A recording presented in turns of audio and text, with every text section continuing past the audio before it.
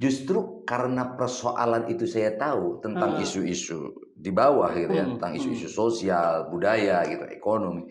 Karena itu permasalahan sumber masalahnya ada di hulu. Ada di regulasi, ada dalam konstitusi kita. Formulasinya ada di sana. Maka ketika saya harus merubah semua persoalan satu persatu, susah. Maka kita harus cari dulu benang merahnya di mana, jujutannya. Nah, ketika saya temukan formulasi itu di bulan suci Ramadan, maka saya meyakinkan diri dan memastikan diri untuk masuk ke pusat. Harus menjadi anggota MPR saya. Karena sumber masalahnya itu adalah di konstitusi. Ada di sana, ada di regulasi. Nah, maka semua itu bisa kita kurangi, ya, bisa kita kikis habis persoalan-persoalan yang tadi ada stigma negatif terhadap kultur budaya gitu ya, tentang Provinsi Banten. Selesai ketika konstitusi kita itu mampu menyesuaikan dan mampu berkiblat ya kepada nilai-nilai luhur Pancasila.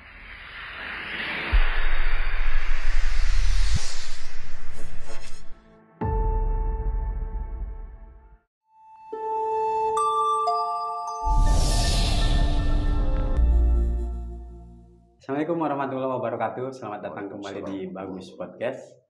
Alhamdulillah hari ini kami kedatangan tokoh pemuda di Provinsi Banten. Siapa beliau? Kita sapa dulu. Sudah ada di studio mini Bagus Podcast. Assalamualaikum Kak Haji. Waalaikumsalam warahmatullahi wabarakatuh. Abang dah sehat, Bang? Alhamdulillah. Atur nuhun dah mampir Kak Haji. Siap. Sama-sama. Berkah Bagus Podcast. Kami sudah mengundangnya dari 2 bulan yang lalu, tapi rezekinya ada di bulan Agustus. Semarak kemerdekaan bagi kami kedatangan beliau. Beliau adalah Kang Haji Pujianto, bakal calon DPD RI Dapil Banten. Nanti setelah pemilu 2024 bisa dipanggilnya Pak Senator. Amin, amin. Astajib lana ya Allah. Nama beliau sudah nggak asing, terutama bagi jurnalis di Kota Serang, ibu kota Provinsi Banten. Saprol banyak mendengar kisah-kisah heroik beliau dari kawan-kawan di Kota Serang, Kak Haji. Makanya begitu dapat informasi Kak Haji nyalon DPD RI, wah ini kejutan bagi Banten. Masya Allah. Karena masyarakat Banten tahunya beliau dulunya aktif di partai politik. Pernah duduk di DPRD Kota Serang. Artinya kalau kita bicara politik, Kak Haji, kita wartawan nih nulisnya, si tokoh politik ini kudu loncat ke partai lain. Betul. Ternyata Kak Haji setelah dari partai politik justru memilih jalur independen. Tetap bisa jadi peserta pemilu 2024 tapi DPD RI. Ini Saprol penasaran Kak Haji. Siapa yang dorong-dorong Kak Haji ini akhirnya? Karena saya Saprol yakin Kak Haji pasti banyak yang deketin partai-partai lain. Amin, amin. Akhirnya bismillah DPD RI. Gimana ceritanya Kak Haji? Baik, terima kasih Abang dah. Singkatnya kalau yang nyuruh sebenarnya kan Bang Saprol. Supaya tidak ada lagi yang mengintimidasi.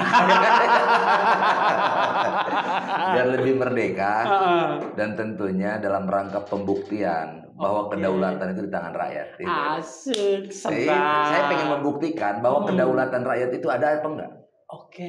Bisa diimplementasikan atau tidak oleh negara. Ya kan? Maka tempuhlah jalur independen yang tidak terafiliasi kepada partai politik. Betul. Maka kita bisa melihat di sini apakah kedaulatan rakyat itu ada di tangan rakyat ataukah ada di tangan partai politik. Sedap. Di awalnya aja udah kemerdekaan ya. Gitu. Tapi banyak kajian kita soal DPD RI. Persaingannya jauh lebih berat Kak Haji. Nggak ada kata berat buat saya.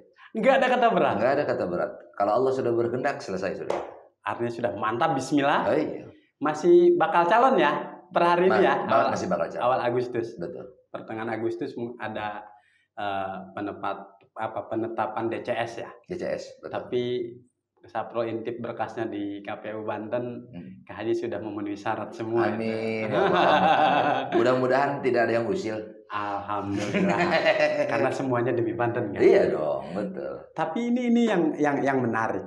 Kalau sosok Kak Haji, beliau juga salah satu pimpinan di Pemuda Pancasila Provinsi Banten. Tentu ada yang bilang begini Kak Haji, kalau DPD RI itu grade-nya grade B katanya. Beda kalau DPR, apalagi DPR RI itu grade A, nggak terganggu dengan bahwa DPR RI itu kelas 2 kan? Terganggu nggak Kaji? Enggak, karena mereka yang mengeluarkan statement itu yang tidak mengerti konstitusi. Nah, karena mereka tidak memahami. Dan yang jadi juga mereka hanya membaca tetapi tidak mampu untuk mengimplementasikannya. Asik. Padahal dia punya fungsi penting. Ya, menyoal controlling terhadap pemerintahan daerah tentang good governance ya. Jadi keterbukaan publik ya kan. Menyoal tentang controlling, menyoal penyelenggara pemerintahan daerah dalam mengantisipasi perilaku-perilaku koruptif segala macam. Kita punya controlling luar biasa. Jangan salah. Nah, maka kalau di DPD justru lebih kuat. Karena dia tidak akan ada tekanan intervensi dari manapun. Tidak akan ada parpol yang akan menekan dia, mengintervensi dia. Kita mau ngomong apa juga bisa. Ya, paham maksud saya? Artinya fungsi controlling saya di sini akan lebih maksimal ketimbang saya kemarin menjadi anggota dewan yang jelas terafiliasi kepada partai politik. Apapun tindak tanduk saya di DPR itu harus menyesuaikan selera partai. Kalau tidak sesuai dengan selera partai, habis saya. Buktinya saya di PAW. Tapi apa itu artinya? Kak Haji pujian lo kapok berpartai? Oh enggak. Saya selalu berprasangka baik kepada partai-partai. Masih banyak partai-partai politik yang tidak seperti partai yang dulu ya. Artinya saya kira masih banyak partai-partai politik yang betul-betul memiliki nurani rakyat yang ada tertanam di dalam aturan maupun SOP, anggaran dasar, anggaran rumah tangga partai itu sendiri. Jadi apa yang menjadi sebuah harapan rakyat tertuang dan termaktub di dalam aturan-aturan partai itu. Apapun dalihnya, apapun bentuknya, mereka adalah petugas partai yang harus tunduk, patuh, taat terhadap aturan partai. Tetapi aturan partai yang mana yang harus dipatuhi? Nah, tetapi jangan sampai seperti partai yang kemarin. Gitu. Tetapi saya lihat bahwa aturan partai yang sekarang banyak juga partai-partai yang lain yang memang dia demokratis, gitu. Betul-betul berasaskan Pancasila itu bukan hanya sebuah slogan, gitu. Kan banyak tuh kalau di anggaran dasar rumah tangga partai itu bahwa partai ini berasaskan Pancasila. Betul. Iya dong. Nah, artinya bukan hanya sebuah kalimat, bukan hanya sebuah narasi, bukan hanya jargon, tapi ya implementasinya banyak. Ya mohon maaf lah bahasa banyak. Partai-partai yang nawarin saya juga yang banyak ke saya ya. Mereka bagus lah. Termasuk partai baru kan? Ya? Banyak partai baru kan. Justru yang ke saya itu partai-partai yang sudah senior. Partai-partai senior yang memang sudah berkuasa berkali-kali. Alhamdulillah. Saya juga berkomunikasi baik, berhubungan baik tetap dengan baik. Sedap, memang negarawannya udah muncul. Tapi ada yang harus Saprol tanyakan. Kaget nggak keluarga Kak Haji ketika Kak Haji memilih akhirnya 2024 tetap jadi peserta pemilu, tapi jalur independen DPD RI. Pada kaget nggak keluarga Kak Haji? Justru keluarga saya mengapresiasi saya. Support. Karena dia tahu karakter saya. Keluarga itu tahu karakter saya. Saya ini orang yang sulit diatur. Saya orang yang berprinsip. Ketika itu benar, mau siapapun yang menasihati saya sulit untuk dinasihatin, untuk saya. Jadi justru memang udah jalur ini, Ji. Lu harus begini karena lu susah diatur. Jadi kalau bahasa kita mah mau maneh. Jadi kalau DPD kan saya bebas berekspresi. Betul. Jadi saya mau kayak gimana juga saya bebas. Saya bisa mengeksplor isi-isi pikiran saya gitu. Karena saya orang yang suka berpikir gitu. Jadi segala sesuatu selalu saya pikirkan dan selalu ingin saya perdebatkan gitu. Meskipun ada dikotomi Kak Haji, kalau DPR RI kan disebutnya Pak Dewan, Pak Wakil Rakyat. DPD RI, wah beliau mah duta perwakilan daerah katanya. Terganggu nggak dengan legitimasi begitu? Enggak. Sama sekali enggak. Karena dia belum melihat saya. Gitu. Jadi kalau pengen tahu artinya DPD RI itu, ya lihat saya nanti ketika duduk. Asik. Kita mulai ke substansi kan. Kak Haji, namanya politik, pemilu 2024, election. Artinya medan tempurnya lebih luas DPD RI.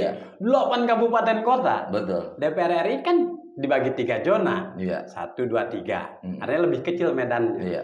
Haji memilih medan yang lebih luas. Iya. Energinya harus lebih banyak, waktu ketemu rakyatnya juga lebih banyak. Iya. Sudah siap dengan segala sesuatunya. Insya Allah. Insya Allah. Karena isi pikiran saya, isi kepala saya layak untuk memikirkan Provinsi Banten. Bukan hanya sebatas layak memikirkan Kota Serang. Asik. Isi kepala saya insya Allah mampu menampung semua persoalan yang ada di Provinsi Banten. Oke. Jadi jangan tanggung gitu. Jadi siap saya memikirkan tentang tindak lanjutnya, masa depannya masyarakat Banten. Oke. Jadi bukan hanya sekedar Kota Serang, Kabupaten Serang gitu. Insya Allah saya masih bisa memikirkan, mencari formulasi yang tepat demi mewujudkan gelaran keadilan bagi seluruh rakyat Banten. Meskipun pilihan DPD RI tidak terlalu populer. Oh iya dong. Karena saya bilang tadi, DPD dianggap mantul, ya, dianggap macan ompong. Oke. Sebelum saya masuk. Betul. Setelah saya masuk, nanti akan jadi beringas. Asik. Saya pastikan itu.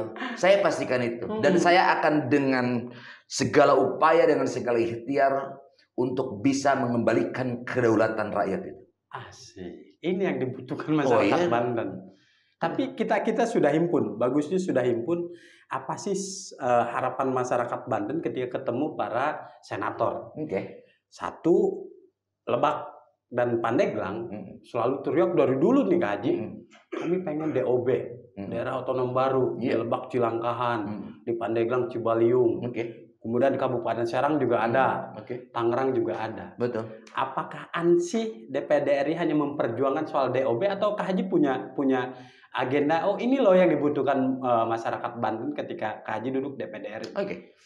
Menyoal pemekaran daerah itu, DOB itu adalah masuk dalam satu agenda besar saya. Salah satu agenda besar saya untuk bisa saya merealisasikan apa yang menjadi harapan masyarakat Selatan maupun Serang Barat maupun bukan ini apa namanya Pak Wapres itu? Oh Tanara ya. Tanara ya. Jadi tentunya itu menjadi sebuah agenda besar untuk saya pikirkan dan untuk saya perjuangkan. Saya kira persoalannya sederhana. Kalau saya berjuang dan mampu membangun komunikasi politik yang baik dengan elit-elit politik dan dengan para pemangku kebijakan, selesai sudah itu. Karena persoalannya itu adalah produk politik. Tentunya modalnya adalah komunikasi politik. Ada yang namanya tata cara dalam berpolitik, dalam berkomunikasi politik. Setidaknya kalau saya sudah membangun komunikasi dan menghimpun kekuatan di DPD RI, jadi itu barang. Jadi itu barang. Karena memang sudah layak. Secara geografis, ya kan, secara kondisi, memang layak untuk dilakukan pemekaran. Memang layak. Bayangkan satu hal contoh kecil saja, satu aja. Menyoal tentang apa pelayanan publik. Mau ngurus KTP saja dari selatan sana berapa jam? Harus ke Lebak Banten, ya, ke Rangkas Bitung gitu. Nah itu hal kecil saja, sederhana saja. Nah artinya yang menjadi reasoningnya itu sudah jelas, konkret. Jadi untuk apa itu dimekarkan, gitu kan? Kan harus punya reasoning yang jelas, alasan yang jelas. Nah alasannya itu sudah jelas sebenarnya. Tinggal para elit-elit politik ini bisa menjadi satu pemahaman dengan kita yang mengusulkan, dengan kita yang memperjuangkan gitu loh. Artinya ketika kepentingan mereka terpenuhi, saya yakin kepentingan kita juga akan terpenuhi, gitu kan? Dia mau yang dia tahu yang kita mau, kita juga harus tahu apa yang dia mau, kan gitu. Di politik itu kan begitu, tergantung seleranya. Kalau seleranya dia kita bisa berikan gitu kan, bisa kita wujudkan, pasti selera kita juga dia kasih. Karena bagaimanapun ya ini kan tim kerja, nggak bisa seseorang mengambil sebuah keputusan sendiri, ya kan? Nggak bisa. Kita bagaimanapun ini adalah kerja bersama-sama. Bukan kerja sama, tapi kerja bersama-sama. Beda makna. Kerja bersama-sama. Insya Allah lah saya bisa memastikan, karena saya juga sudah sebelum saya jauh jadi anggota DPD RI, saya sudah mengkaji apa yang menjadi persoalan kenapa ini tidak juga dilakukan pemekaran. Saya sudah tahu. Gitu. Hanya persoalan pos anggaran aja APBN. Sesederhana itu kan. Sederhana itu. Selesai sudah itu. Gitu. Kalau masyarakat selatan nyekruk dengan penguasa, selesai sudah itu. Nyekruk dengan penguasa. Iya. Insya Allah selesai itu, insya Allah. Nah, ini kalau ngobrol dengan tokoh muda enaknya di sini, Kak Haji. Nama Kak Haji di daftar bakal calon DPD RI termasuk yang paling dikhawatirkan oleh 4 petahana itu. Oh, bisa yang bohong itu. Sudah ada komunikasi nggak? Sudah pernah ketemu nggak dengan 4 anggota DPD RI periode sebelumnya?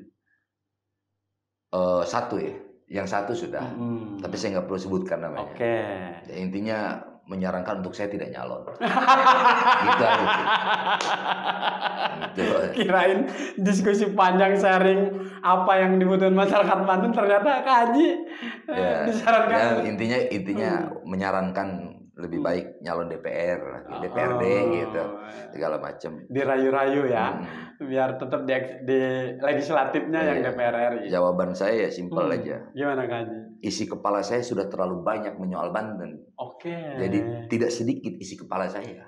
Kalau hanya sebatas memikirkan Kabupaten Serang, Kota Serang, terlalu kecil isi kepala saya. Gitu. Jadi isi kepala saya sudah bicaranya konteksnya udah Banten. Gitu. Udah konteksnya ya, Banten. Jadi saya harus mampu memperjuangkan karena sumber penyakitnya itu adanya di sana. Maka saya harus berjuang mati-matian di sana. Siap. Tapi ada juga yang menggelitik ke Sapro. Kak Haji tahapannya pernah di DPRD Kota Serang, katanya lebih pas ke DPRD Banten dulu, benahi di Banten, betul, baru ke Senayan. Betul. Tapi ya itu namanya juga orang. Boleh punya persepsi, boleh punya persepsi. Karena juga ada yang guyon ke Sapro. Ini yang nyalon DPD RI dan DPR RI nggak tahu apa, nanti akan pindah ibu kotanya bukan di Jakarta lagi, nanti ngantornya jauh, nggak masalah begitu Kak Haji nanti. Wih, nggak ada masalah. Demi negara. Demi negara. Demi negara. Jadi mau di Jakarta, mau di Kalimantan, atas nama negara. Atas nama negara. Panggilan ini. Panggilan jiwa ini. Mau dimanapun, mau dimanapun. Saya kalau bicara Kalimantan mau sebulan sekali, orang usaha saya di sana kok. Oke. Gitu. Informasi yang baru kita tahu nih. Tapi Kak Haji, lagi-lagi kita ke dalam lembaga DPD RI-nya. Banyak pihak yang Kak Haji nanti nggak malu apa kalau DPD RI duta daerah Banten, sementara Banten di nasional ini image-nya buruk terus, pengangguran tertinggi. Di kita apa-apa rusuh, pembangunan rumah ibadah rusuh.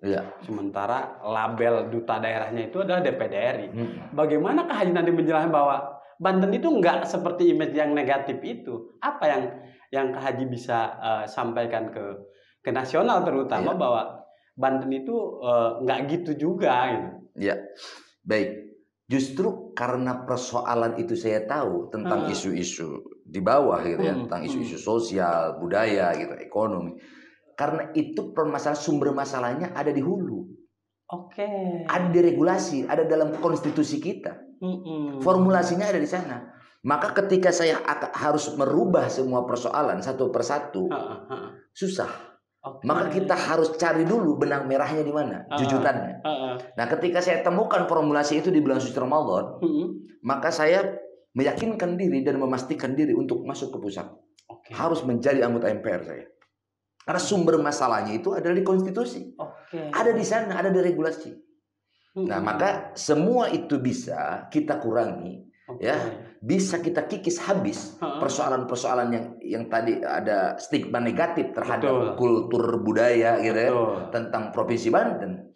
Selesai ketika konstitusi kita itu mampu menyesuaikan dan mampu berkiblat ya kepada nilai-nilai luhur Pancasila. Tidak yang namanya kontradiksi dengan nilai-nilai luhur Pancasila tadi. Insya Allah lah. Gitu. Ini enaknya. Tapi kita ke flashback ke saat Kak Haji daftar ke KPU. Itu yang paling meriah Kak Haji pas daftar ke KPU. Pasukan Pemuda Pancasila juga lengkap mengawal Kak Haji. Ini sudah dikonkretkan di 8 kabupaten kota semua bergerak kader-kader Pemuda Pancasila, Bang. Itu sebuah kewajiban. Sebuah kewajiban. Sebuah kewajiban, bukan sunnah. Tapi itu udah hukumnya wajib karena itu perintah organisasi. Jadi Pemuda Pancasila itu adalah organisasi yang memang dia berlabelkan satu komando. Berlabelkan satu komando. Dia satu komando. Ketika udah pusat memerintahkan A, maka wajib hukumnya bagi seluruh anggota dan kader Pemuda Pancasila berjuang mati-matian sampai titik darah penghabisan untuk mempertahankan marwah Pemuda Pancasila. Asik. Jadi semua mereka yang tadi inisiatif mereka sendiri datang tadi undang, mengawal saya juga tadi undang, tadi pinta, ya mereka inisiatif sendiri saja. Alhamdulillah dari seluruh 8 kabupaten kota mereka bersepakat karena gini. Saya itu mau mencalonkan awalnya itu lahir dari rekomendasi kabupaten kota itu. Jadi siapa kan dulu ada pilihannya ada 2, ada dulu rencananya sekjen. Sekjen pusat Bung Arif Rahman. Nah, ada juga saya. Nah, dari hasil rapat pleno semua mengerucut karena ada informasi Bung Sekjen itu ke partai politik. Maka semua rekomendasi dari 8 kabupaten kota merekomendasikan saya untuk menjadi calon tunggal. Dan untuk mewakili sebagai representasi dari Pemuda Pancasila menuju DPD RI. Ya Pujianto yang direkomendasikan. Di internal sudah clear. Karena mereka yang mengusulkan saya. Bukan hanya calon tunggal tapi calon jadi. Amin. Ya Allah, amin. Nah, kaji kita lebih luas lagi. Data DPT di Banten 8 juta lebih. Dan ini momentumnya untuk tokoh-tokoh muda karena banyak milenial. Gen milenial. Ya. Ini kan garapan Kak Haji banget ini. Lalu apa sesungguhnya yang diinginkan milenial di Banten yang kemudian Kak Haji tangkap dan itu yang akan diperjuangkan Kak Haji? Sederhana sebenarnya. Sekarang itu gen milenial, gen Z ini itu mereka dalam imajinasinya. Mayoritas saya pelajari secara psikologis, mereka bagaimana enak tidur tapi dapat duit. Gitu.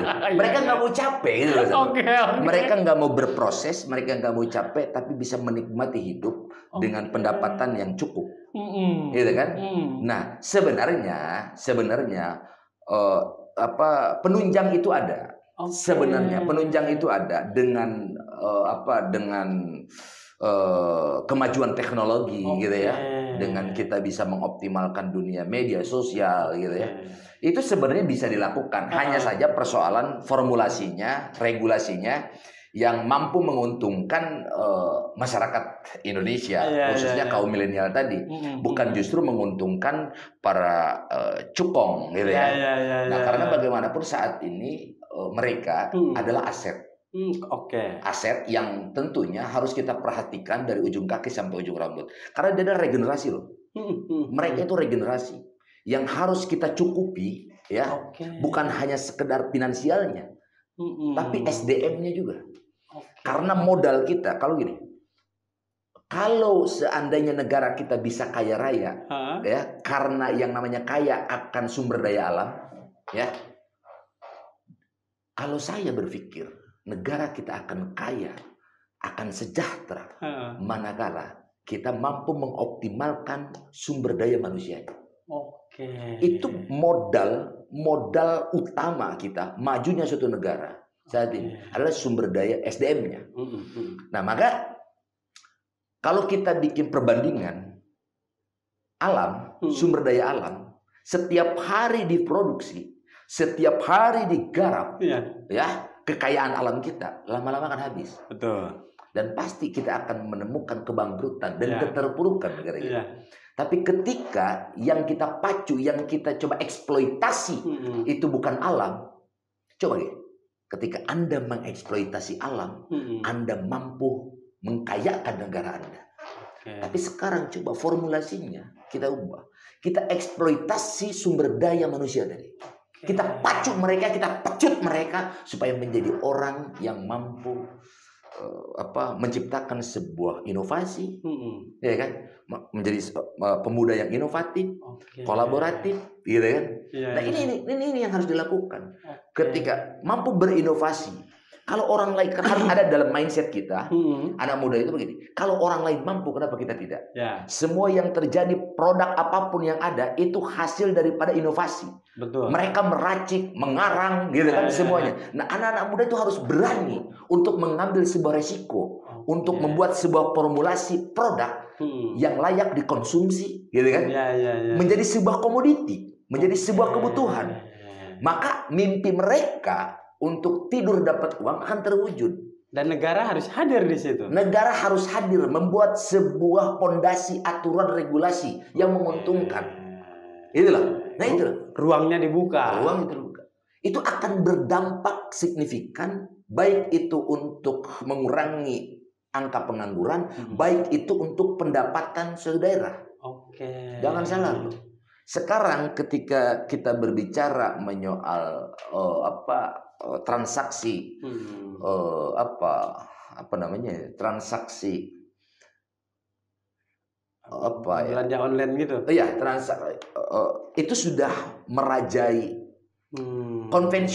tradisional itu sudah kalah sekarang. Sudah kalah gitu. Warung-warung tradisional, pelaku-pelaku UMKM tradisional gitu kan. Udah kalah dengan konvensional. Oh, jadi marketplace sudah berkembang. Jadi saya kira apa sih namanya ya? Saya pernah yang nyiptainnya itu. Jadi ini sebenarnya anak-anak muda kalau tidak memanfaatkan fitur ini, teknologi ini, kemajuan teknologi ini bahaya. Jadi harus ada penyesuaian. Artinya kita harus mampu menyesuaikan dengan situasi dan kondisi. Gitu. Saya mencetak kader-kader anak-anak muda yang berbisnis di marketplace ya maupun di sosial media itu banyak, Pak. Anak-anak muda yang mereka kerjanya tidur, malam hari mereka begadang, siangnya tidur sampai sore, tapi mereka dapat duit. Kuncinya melek teknologi. Kata kuncinya itu. Ini yang saya kenapa tanyakan soal keberpihakan kepada kaum milenial, karena Kak Haji termasuk bakal calon DPD RI yang aktif di media sosial. Apa itu bagian dari strategi mendekatkan diri ke kaum milenial, Kak Haji? Jauh sebelum saya jadi politisi, saya sudah aktif di media sosial. Karena itu adalah wadah saya untuk bisa wadah saya yang mampu bisa saya bersilaturahim dengan semua elemen, dengan semua kalangan, dengan semua orang. Saya selalu memanfaatkan media sosial Facebook, Instagram, ya. Udah centang biru ya. Iya. Kayaknya satu-satunya bakal calon yang sudah centang biru ini. Amin. Jadi saya selalu karena apa ya? Saya merasa banyak teman, banyak sahabat, banyak saudara. Dan jujur saat ini terbukti, Kak. Ketika saya mengoptimalkan gaya komunikasi saya di media sosial, itu benar-benar kemanfaatannya itu luar biasa kan? Responnya bagus, luar biasa. Pokoknya ketika mereka tahu saya nyalon DPD, mereka berbondong-bondong masing-masing masyarakat coba banyak nyetak sendiri kan? Nyetak baleho saya sendiri kan? Kadang tanpa sepengetahuan Kak Haji? Tanpa sepengetahuan. Dia cuma mereka ngedownload foto saya di Facebook. Kalau enggak dia mereka ke inbox minta dikirimin foto mentahannya. Mereka desain gitu. Atau mereka minta desain saya. Banyak minta desain saya. Desainnya dari saya mereka mencetak. Ini saya jujur, saya speechless. Sebegitu tingginya antusiasme pada Kak Haji. Artinya ini sebuah bukti konkret bahwa masyarakat itu tidak antipati terhadap politik sebenarnya. Iya, ini kuncinya. Ini sebenarnya jawabannya. Jadi kalau ada kata masyarakat itu udah antipati terhadap politik, masyarakat itu bukan antipati terhadap politik, melainkan kepada partai politik. Maka saya mau tanya, ada nggak calon anggota dewan yang dari partai politik yang balehonya dicetakin sama masyarakat? Saya kira sulit. Kalau Cukong ada ya. Kalau Cukong ada ya. Ya kalau ya funding Cukong ada pasti nyetakin kan. Semuanya udah dibantu tuh. Tapi kalau yang partai politik begini malah justru saya banyak sekali kan. Banyak sekali loh kan. Ini yang Kak Haji rasakan perbedaan ketika pemilu 2019 dengan sekarang mau pemilu 2024. Antusiasmenya beda. Ini yang dua pertanyaan terakhir Kak Haji. Sudah ada posko pemenangan? Ya. Sudah bikin? Ada, alhamdulillah. Sudah. Ada. Jadi anak muda semua Kak Haji di sana. Alhamdulillah. Nah ini maksud Saprol. Ketika Kak Haji mantap Bismillah di DPD RI, lalu kita kan pemilu 2024 tidak hanya pileg. Iya. tidak hanya memilih Dewan dan DPD RI, tapi juga Pilpres. Lalu sudah banyakkah tawaran yang kaji? Masanya banyak nih. Coba kalau untuk Pilpres ada nggak yang begitu kaji? Banyak. Banyak lah. Banyak ya. Mereka... Lalu gimana kaji? Di satu sisi jalur independen, di sisi lain juga punya hak pilih kan untuk Pilpres. Iya. Apa jawabnya kaji ketika banyak tawaran begitu? Saya sederhana. Jadi atau tidaknya saya ditentukan oleh rakyat. Oke. Dan kedua, saya orang yang tidak mampu menggerakkan rakyat untuk memilih seseorang. Karena jangankan untuk orang lain, belum untuk saya saja belum tentu. Maka saya belum ada kepastian untuk jadi atau tidak. Betul. Ya kan? Betul. Maka saya tidak mau menjanjikan sesuatu yang manis kepada Bapak. Ya kan? Ketika Bapak menawarkan saya untuk jadi tim sukses. Ya kan? Saya bisa sukses tapi Bapak belum tentu sukses, saya bilang. Sampai dia tawarkan, saya akan backup semua logistik, semua pokoknya yang dibutuhkan oleh saya. Saya bilang, insya Allah rakyat akan membantu logistik saya. Saya tidak mau. Kenapa? Saya justru ini karena saya dari dulu sebenarnya nggak pernah mau jadi tim sukses. Ketika saya menjadi tim pemenangan, yang saya khawatirkan satu. Ketika saya mengajak orang lain untuk memilih si A, ternyata si A ketika jadi berperilaku koruptif, tidak sesuai. Dia maling, dia korupsi segala macam. Saya pasti yang akan kena dampaknya. Jadi dosa iya, ya kan? Sanksi sosial juga udah pasti. Betul. Dari masyarakat yang saya ajak tadi. Maka saya selalu menghindari menyoal itu. Maka saya tidak akan pernah menentukan pilihan di ruang publik untuk capres maupun cawapres.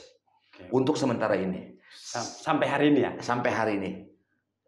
Saya akan bersikap manakala ada capres maupun cawapres yang siap berkomitmen. Yang siap berkomitmen dengan saya. Apa komitmennya? Saya nggak butuh apa-apa. Pertama, saya ingin dia berkomitmen untuk kita bersama-sama mengembalikan Undang-Undang Dasar 45 sesuai dengan naskah aslinya. Itu satu komitmennya.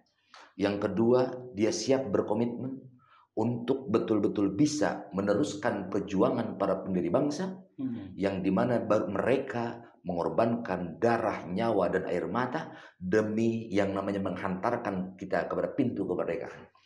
Maka saat ini saya butuh sosok pemimpin yang mampu menyempurnakan kemerdekaan itu dengan cara menggelar keadilan bagi seluruh rakyat Indonesia.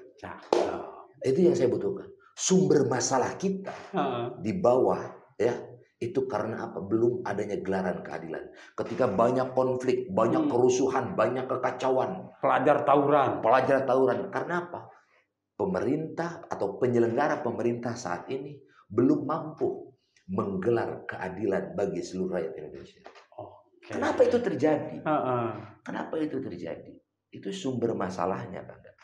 Yang tadi saya bilang. Karena konstitusi kita tidak berpihak kepada rakyat. Berarti harus ada revisi undang-undang. Nah, justru saya orang yang paling mengkritisi menyoal amandemen Undang-Undang Dasar 45 yang sudah dilakukan selama 4 tahap atau 4 kali. Tahun 99, 2000, 2001, 2002. Saya harus sampaikan bahwa banyak ketika saya kaji dari pasal per pasal, dari ayat per ayat, ini banyak sekali yang inkonsistensi dan banyak yang kontradiksi, banyak yang tidak tidak sejalan dengan nilai-nilai luhur Pancasila. Apa itu artinya Kak Haji mau bilang agenda reformasi kita masih jauh dari harapan? Oh jauh. Saya sudah kaji, Kak. Ini kan isi kepala saya, boleh dong. Saya berpikir, gitu loh. Saya berpikir dan mengkaji dari sila. Saya ambil contoh sedikit aja kan. Dari pasal Undang-Undang Dasar 45 pasal 1 ayat 1. Ya. Apa itu dia? Bahwa negara kita negara kesatuan yang berbentuk republik. Tapi di pasal 2 kita lihat. Pasal 2 apa? Hak kedaulatan di tangan rakyat dan diatur oleh Undang-Undang Dasar. Oke. Ini kan dari pasal 1 saja antara ayat 1 dan ayat 2 ini udah jelas-jelas kontradiksi kan. Saya ulangi sekali lagi. Pasal 1 ayat 1 bahwa negara kita negara kesatuan. Negara kesatuan yang berbentuk republik. Di pasal 2-nya adalah hak kedaulatan di tangan rakyat. Tapi diatur oleh undang-undang. Dulu sebelum di amandemen apa isinya? Ini sebelum di amandemen isinya apa? Pasal 2 itu mengatakan pasal 1 ayat 2 itu mengatakan narasinya kurang lebih begini. Hak kedaulatan di tangan rakyat dan sepenuhnya dilaksanakan oleh MPR. Majelis Permusyawaratan Rakyat dulu. Nah ini ada lagi pasal lagi, apa lagi? Pasal 33 ayat 4. Oke. Ya. Itu bertentangan dengan 3 pasal sebelumnya. Kurang lebih seperti ini. Menyoal tentang demokrasi ekonomi. Faktanya di lapangan, realitanya justru adalah apa? Ekonomi liberal. Oke? Oke. Ini ngeri loh kata. Kaum kapital yang menguasai. Kapital. Oke?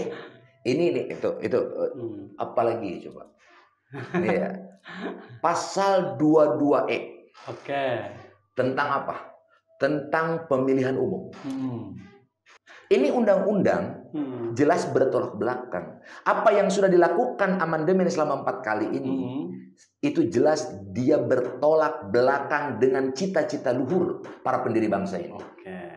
Kalau dulu menggunakan konsep demokrasi Pancasila dengan musyawarah mufakat, perwakilan, maka saya mau ngambil sebuah sedikit contoh saja.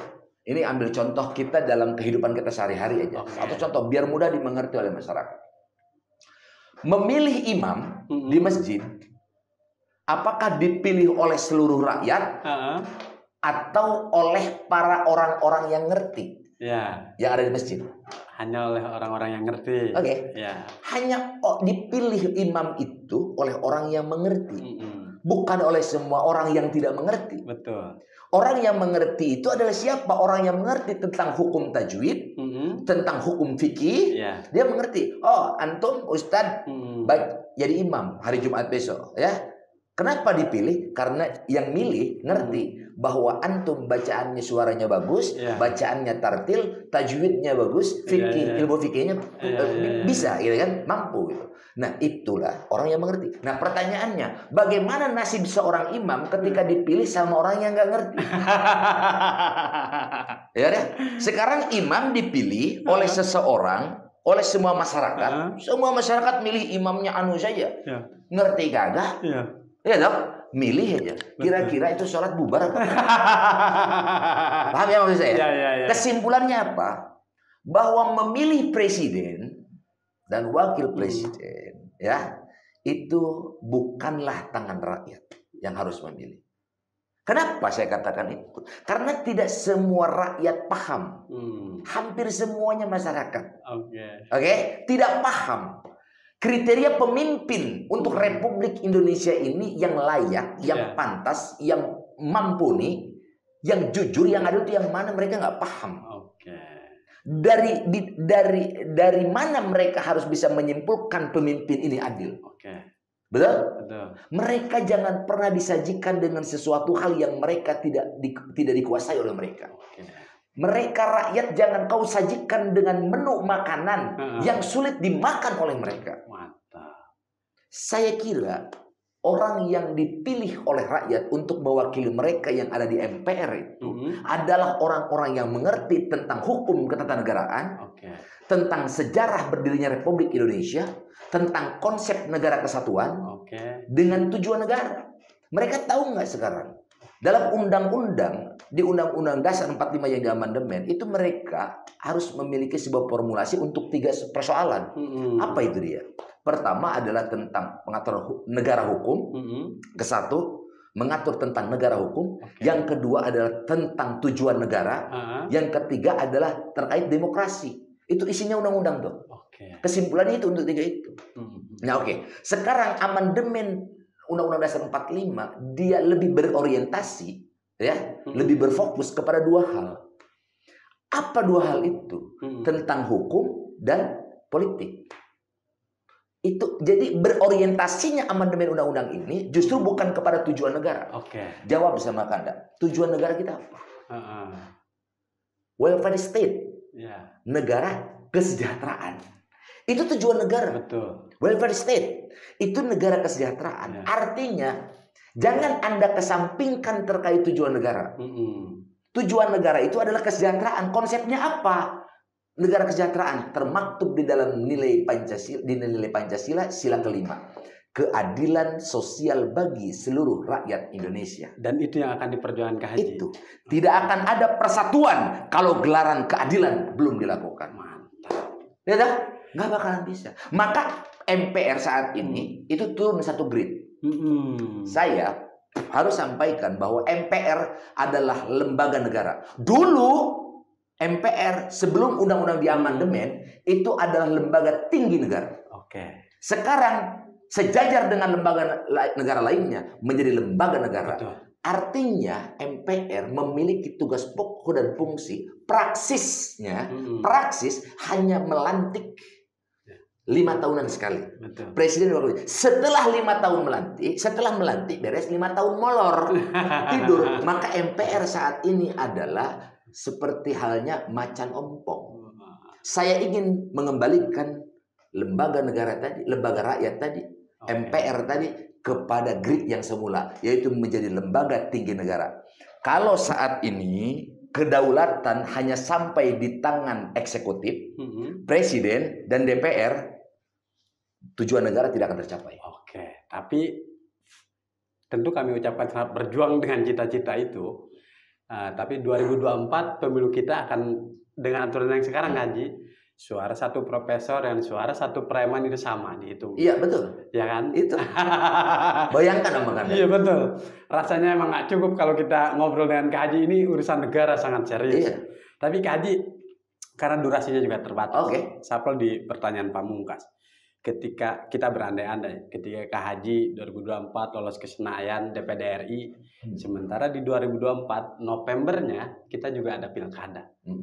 Ketika Kak Haji duduk di DPD RI, ada tawaran, Kak Haji coba nyalon kepala daerah, gimana tuh Kak Haji?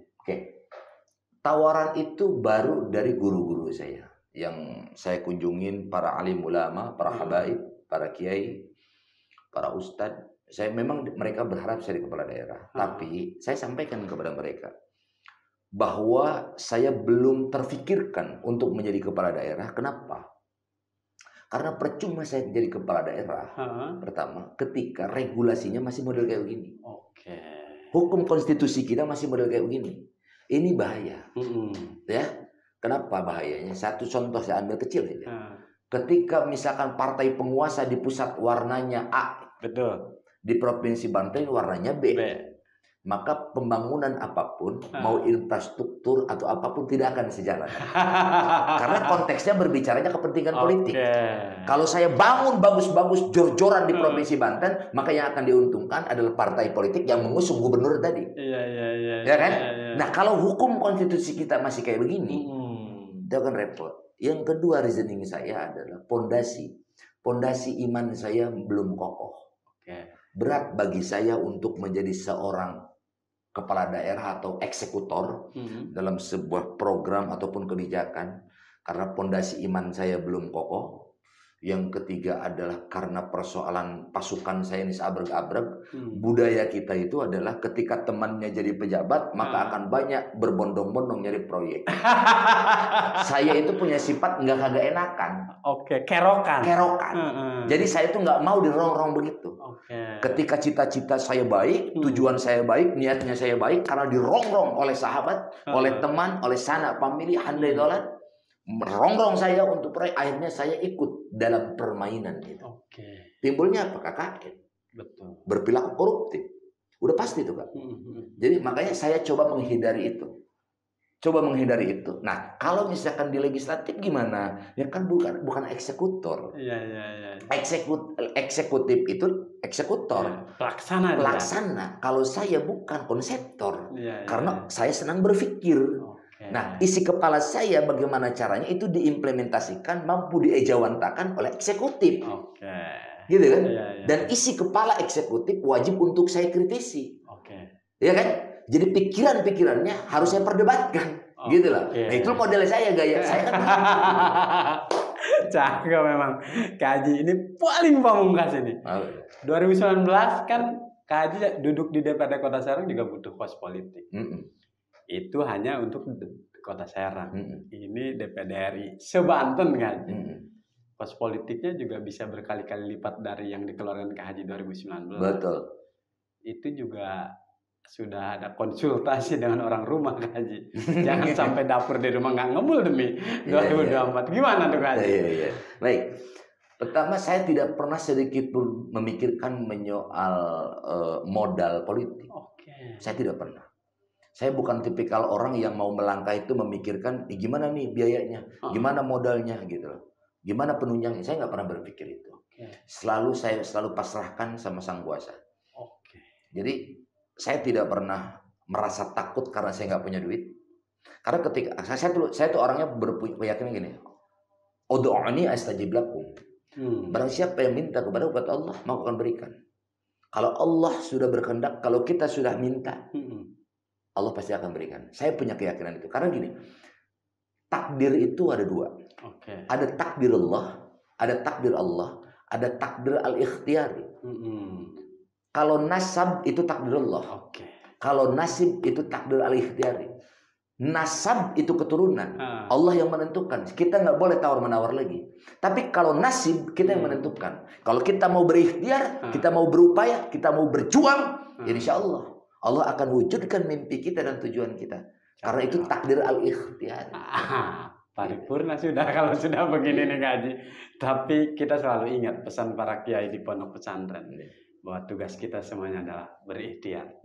Hasilnya diserahkan. Kaji, atur nuhun bisa. Salam sunnah.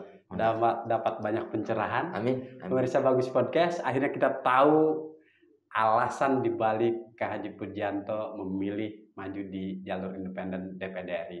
Kita ucapkan selamat berjuang. Mudah-mudahan sehat selalu. Amin. Kita akan undang lagi para tokoh-tokoh inspiratif di Provinsi Banten. Assalamualaikum warahmatullahi wabarakatuh. Waalaikumsalam warahmatullahi wabarakatuh. Mantap.